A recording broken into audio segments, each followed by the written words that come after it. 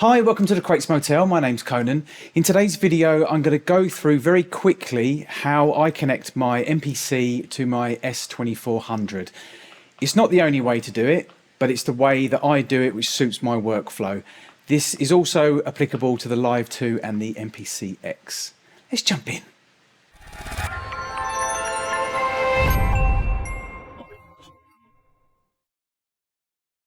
So as I said, this isn't the only way that you can connect the S2400 and the MPC, but it's the way that I have it connected because of my workflow.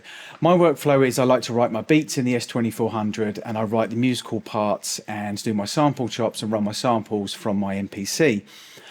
Before I kick off, I want to say a big shout to Mark Oleszek. I hope I've pronounced your name correctly. A guy from the S2400 community and MPC community. I was having trouble setting up the S2400 with the MPC as a master, and he very kindly showed me how he set things up. So the way that I've got this set up is pretty much how he has things set up. So I want to say a big shout out to him and thanks for his help on all of that. So the key is for me is to be able to write my beats on the S2400, have the MPC as the master so that when I hit play on the MPC, it runs everything, but I can also just run the S2400 when I'm writing the beats and I keep the swing intact, etc. But I also have my interface set up so that I can easily sample from the MPC into the S2400, or I can sample come out of the S2400 and sample into the MPC, and that's the way that I have the interface set up. So before we get deeply into the settings on the MPC and the S2400, I just need to explain that you need one MIDI cable running from the MPC MIDI out into the S2400 MIDI in. So first we'll go through the settings on the S2400. I'm not going to go into too much detail as to the whys. This is just really going to be the hows. If you want to learn more about MMC, MTC, etc., there's a ton of videos online explaining that. But this is really just going to be showing you my settings in the S2400 and my settings in the MPC. So on the S2400, if you hit Shift Sync, you'll come into the sync settings, and I'm just going to run through these very quickly. Clock source is internal. In the control settings, you can see these are my settings here.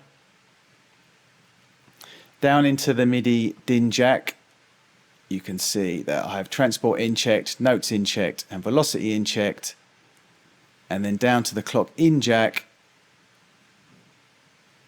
there are my settings on there. And so quickly now, if I show you as well, make sure that you have the tempo on the S2400 set to the same as the tempo on the MPC, otherwise things just get completely out of control. So at the moment you'll see that I can hit play on the S2400 and it won't affect anything on the MPC.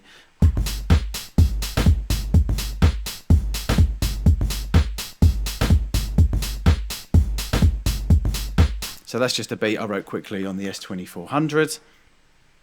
And then moving on to the MPC, if you go into preferences, and here we go into MIDI sync, and these are basically my settings in the MPC. This is called MPC One in because I renamed it that, so you can rename your ports basically. So if we scroll down,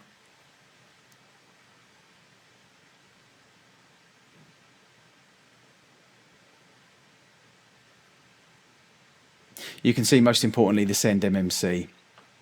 So then I have a couple of things set up in my MPC. Like I said, I've got the tempo the same as on the S2400. I've just got a little, some little M1 chord sounds. I've got a bass sound, which I've then played with 16 levels. Really, really simple stuff. And now you'll see that when I hit start on the MPC, it starts the MPC and it will instantly start the S2400 as well.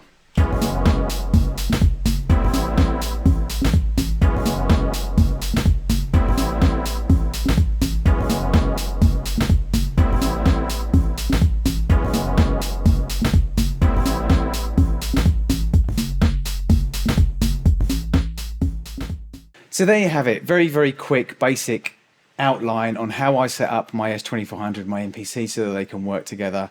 And I still have the benefits of writing the drums in the S2400 and keeping all that lovely swing intact. Also having them linked up via my interface so that I can record out from my MPC into my S2400 and vice versa. And that's it really, simple as that. So thanks so much for watching. This is the Quakes Motel. My name's Conan. Till next time.